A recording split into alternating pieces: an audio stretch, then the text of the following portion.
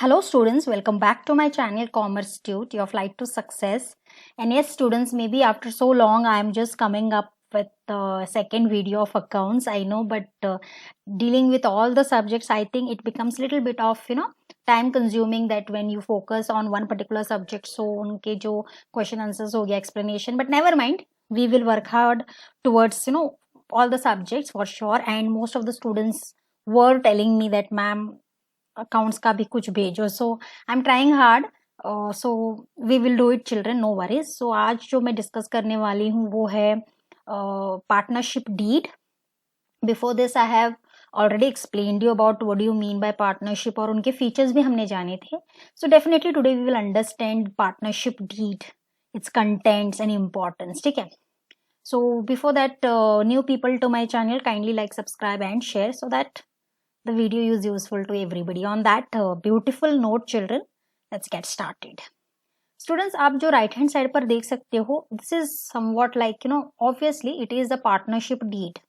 You can see it is a stamp paper, but definitely हम पहले इसके बारे में समझने की कोशिश करेंगे. Partnership deed, okay. The document containing the partnership agreement among partners is called as partnership deed. Definitely वो जो एक डॉक्यूमेंट है जो पार्टनरशिप अग्रीमेंट कंटेन करता है, जो पार्टनर्स वो फॉलो करने वाले हैं, उस पेपर को, उस डॉक्यूमेंट को हम पार्टनरशिप डीड कहते हैं. ओके.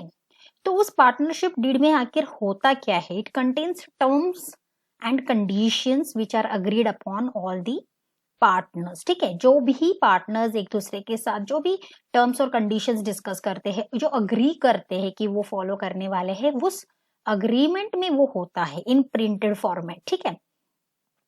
अग्रीमेंट में भी रिटन और ओरल डेफिनेटली, लेकिन when it is written it is called as a deed, है ना. ओरली तो हम बोलते हैं, बट एनीवेज अग्रीमेंट तभी होता है जब when it is in written, and sometimes they may say orally also, but when it is in written it's called as a deed. ठीक है, ये समझ लो. Then The Partnership Act does not make it compulsory to have a written agreement. वैसे तो partnership act बोलता है कि कोई कंपल्शन नहीं है कि आपका जो अग्रीमेंट है वो रिटन में ही होना चाहिए, लेकिन as you know that the law of nature, you can call it that, आगे चलकर अगर कोई डिस्प्यूट होता है या फाइट्स होते हैं regarding among the partners regarding the partnership, it is always better that they have a written agreement duly signed by all the respective partners and registered under the act. तो ये तो बहुत evidence वाली बात हो गई ना. अगर कल को चलते कुछ प्रॉब्लम आ जाती है तो आपके पास कुछ रिटन अग्रीमेंट या कुछ रिटन एविडेंस तो होनी चाहिए ना. So it is always better. वैसे एक्ट तो बोलता नहीं है कि रिटन अग्रीमेंट ही हो, लेकिन इट इज ऑलवेज बेटर कि अग्रीमेंट साइंड भी होनी चाहिए by the partners definitely, and you should be registered under the partnership act 1932. ठीक है. तो मैंने आपको ऑलरेडी बताया है कि पार्टनरशिप डीड में होता क्या है. होता है rules regulations framed for the internal management of the firm, and it is also an article of partnership. मतलब बहुत सारे रूल्स एंड रेगुलेशंस है, टर्म्स और कंडीशंस है, जो जैसे वो इंटरनल मैनेज करने वाले हैं उस हिसाब से उनके रूल्स और रेगुलेशन होगी, जो दोनों पार्टनर्स फॉलो करेंगे. And it is also an article of partnership as well. ठीक है. Next, content क्या होता है? Yes, students, on the right hand side, I think now I can show you. This is a deed of partnership. ऐसे होता है. They give all the in the point form all the details कि कैसे क्या rules और regulations हैं, and they have to be signed by the partners and registered. तो उसके contents जो है वो जानने की कोशिश करते हैं definitely. Contents of partnership deed में पहला आएगा name and address of the firm and its main business. Name और एड्रेस फर्म का और कौन सी बिजनेस है, मेन बिजनेस क्या है. Name and address of all partners and duration of the partnership. मतलब आप जब अग्रीमेंट करते हो तो आप पार्टनर के नाम तो डेफिनेटली रखोगे ना, आई मीन टू से लिखोगे ना. और ड्यूरेशन, कितने साल के ये पार्टनरशिप है, 1 साल, 2 साल, 10 साल. So you to mention there. Then capital contribution of all the partners. कितना कैपिटल किसने लाया है इसका डिटेलिंग भी होगा. ratio in which profits and losses are to be shared. Obviously profits और losses ही बहुत बड़ा पॉइंट है यहाँ पे कि उस अग्रीमेंट में ये तो हो कि बाबा प्रॉफिट्स और लॉसेस हम कैसे शेयर करेंगे. इट विल बी इक्वली और हाउ एज पर द कॉन्ट्रीब्यूशन ऑफ कैपिटल, ये जानने की बहुत जरूरत होती है और ये मेंशन भी होना चाहिए डीड में। Rights, duties and liabilities of the partner, definitely partner के राइट्स क्या है, उनकी ड्यूटीज क्या है, लायबिलिटीज मेंशन होती है। Next, provisions related to admission, retirement, death of a partner, जो भी अगर एडमिशन होता है तो प्रोविजंस क्या है, अगर रिटायर होता है पार्टनर तो उसके लिए क्या रूल है, क्या प्रोविजन है, डेथ होती है पार्टनर की तो फिर कैसे वो प्रोविजन लेके आगे बढ़ सकते हैं। So all details should be there. Next, rate of interest on capital loan drawings, definitely ये बहुत ट्रांसपेरेंट होना चाहिए, क्लियर होना चाहिए, बिकॉज इन्हीं चीजों को लेकर आगे चल के कंपनीज में या पार्टनरशिप में प्रॉब्लम होती है। तो rate of interest on capital loan and drawings, salaries, commission if payable to any partners, definitely इनके बारे में भी क्लियर कर लो अभी in the deed, because you know how much what is that less information अगर आप मॉनिटरी इंफॉर्मेशन के बारे में रखोगे तो आगे चल के प्रॉब्लम होगी। तो ये सारी चीजें पहले से ही तय होनी चाहिए और ये होती भी है। Settlement of accounts on dissolution of the firm, कल को अगर कंपनी बंद होती है तो सेटलमेंट कैसे होगा, कैसे शेयर होगा, पैसे कैसे सेल करेंगे, कैसे पैसे मिलेंगे, so all that. Method of settlement of dispute among the partners, कल को अगर कोई डिस्प्यूट होता है या they don't agree, opinion differentiate होता है तो तब कौन सा method of settlement of that particular dispute होगा पार्टनर्स के on the base among the partners, तो ये भी मेंशन होता है। Last but not the least, any other matter relating to the conduct of the business, और कोई भी जो मैटर है relating to the how you are going to conduct the business उसके बारे में भी आप मेंशन कर सकते हो। ठीक है, so I think children this is very simple. हमने देखा कि पार्टनरशिप डीड क्या है और हमने ये भी देखा कि उनके कंटेंट्स क्या है। सो जब ये प्रॉपरली इन अग्रीमेंट जाता है तो डेफिनेटली पार्टनरशिप में कोई प्रॉब्लम नहीं होगा, isn't it. Then importance of partnership deed, अब ये है कि पार्टनरशिप डीड जो है वो इम्पोर्टेंट क्यों है, क्या इसके मायने हैं और इससे क्या फायदे हैं। So that's the meaning of this importance of partnership deed. Partnership deed is a very important document definitely because it is written agreement which contains terms and conditions of the partnership business. ये हमने अभी discuss भी किया है कि वो एक written agreement है और उसमें होता है सारे टर्म्स और कंडीशंस बिजनेस के, डेफिनेटली पार्टनरशिप बिजनेस के। It forms the basis of mutual relationship among the partners, obviously उसके ऊपर आपका जो रिलेशनशिप है वो डिपेंड होता है, फाउंडेशन होती है पार्टनरशिप डीड। जैसे आपने लिखा हुआ है उस डीड में वैसे आप फॉलो करते हो। So it mutually I mean to say mutual understanding भी होती है कि पापा सब कुछ तो क्लियर है ना, पार्टनरशिप डीड है तो पूरा क्लैरिटी है। Partnership deed regulates the rights, duties and liabilities of all partners as well as of the firm, definitely ये मैंने अभी आपको कहा अगर पार्टनरशिप डीड है तो कोई मिसलीडिंग अप्रोच नहीं यूज कर सकता, अनफेयर प्रैक्टिस नहीं यूज कर सकता, क्योंकि उनके जो राइट्स है, ड्यूटीज है, पूरे क्लियर है, लायबिलिटीज है। और पार्टनर्स को ये समझना चाहिए कि वो पार्टनर्स रिलेटेड हो या फर्म रिलेटेड हो, पूरी तरीके से पार्टनरशिप डीड को फॉलो करे, क्योंकि पार्टनरशिप डीड ही उनका पार्टनरशिप बिजनेस चलाने वाला है। क्योंकि हमने सब कुछ तय कर लिया है, रूल्स एंड रेगुलेशन, हमको सिर्फ वो फॉलो करना है। एक पार्टनर कुछ भी नहीं कर सकता, मतलब मन मानी यू कैन से कि नहीं मैं ये करूँ, नहीं, you have to follow the partnership deed. So तब आगे चल के दूसरा पार्टनर बोल सकता है कि नहीं आप ये क्यों कर रहे हो, क्योंकि हमने ऑलरेडी डीड बनाई है जिसमें पूरे रूल्स और रेगुलेशंस है तो हमको फॉलो करनी है। तो इनडायरेक्टली पार्टनरशिप डीड जो है वो रेगुलेट करता है सारे जो राइट्स है, ड्यूटीज है, लायबिलिटीज है, पार्टनर्स के भी और फर्म की भी। ठीक है, यस ये बहुत इंपॉर्टेंट है।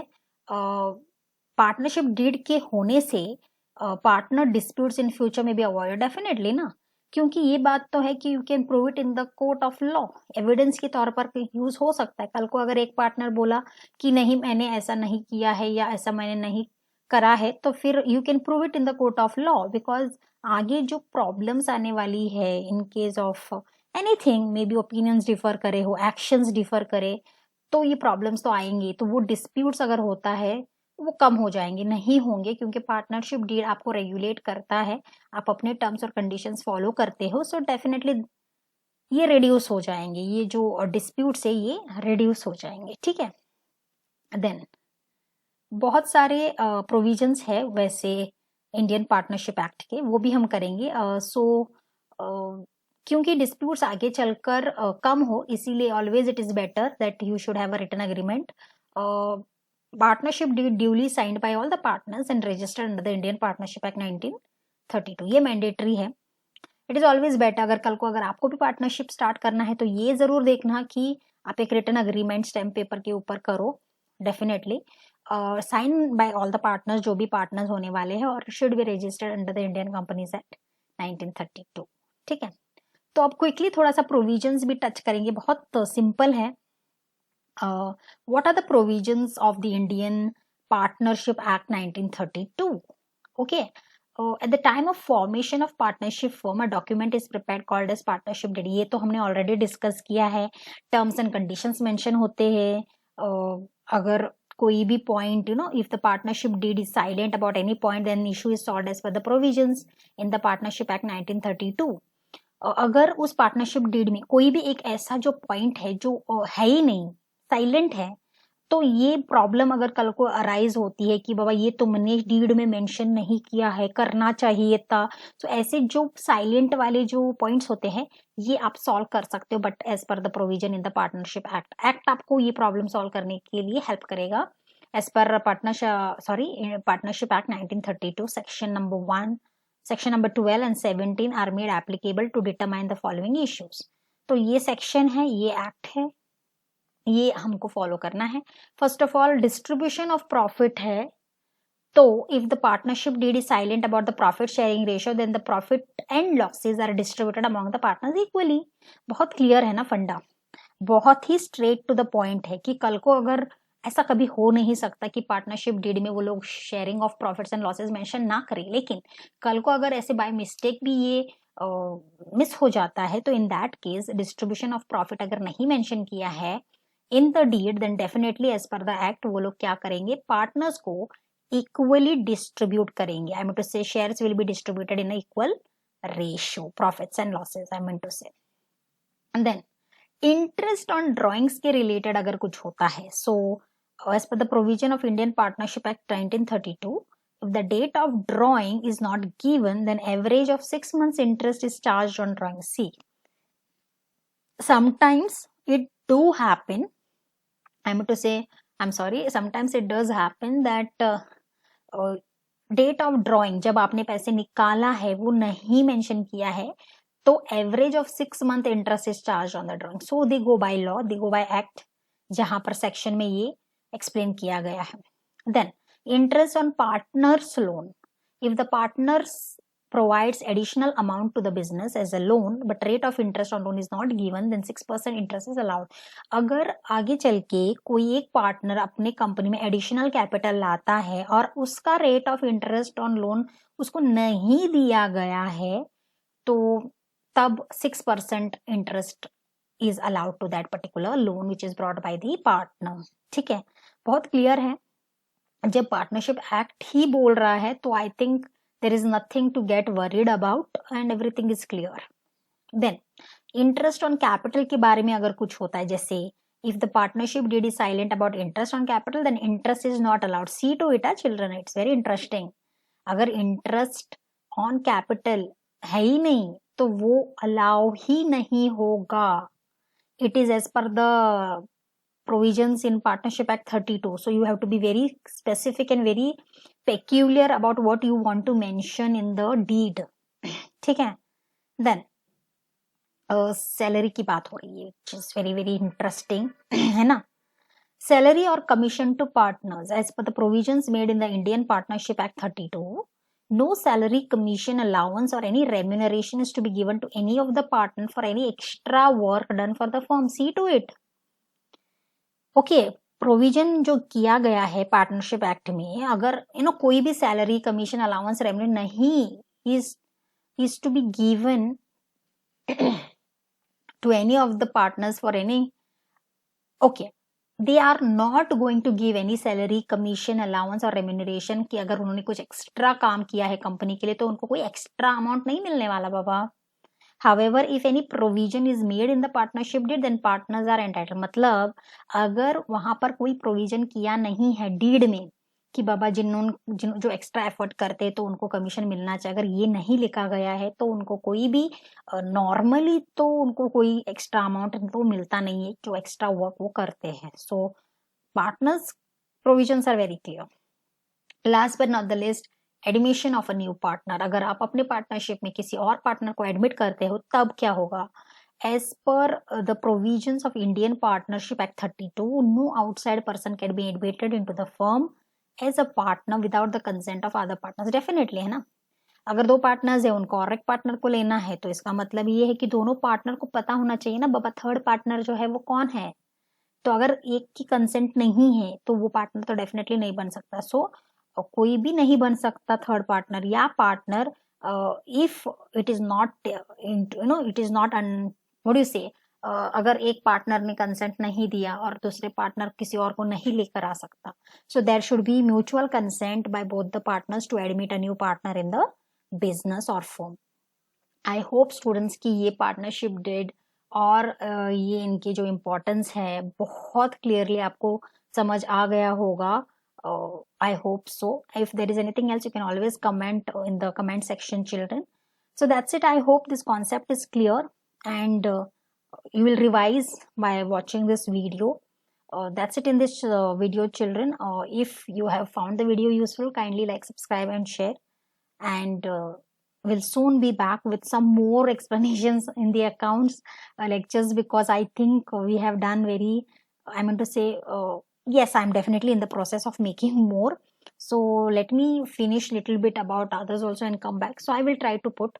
Till then, thank you so much, children. Thank you so much.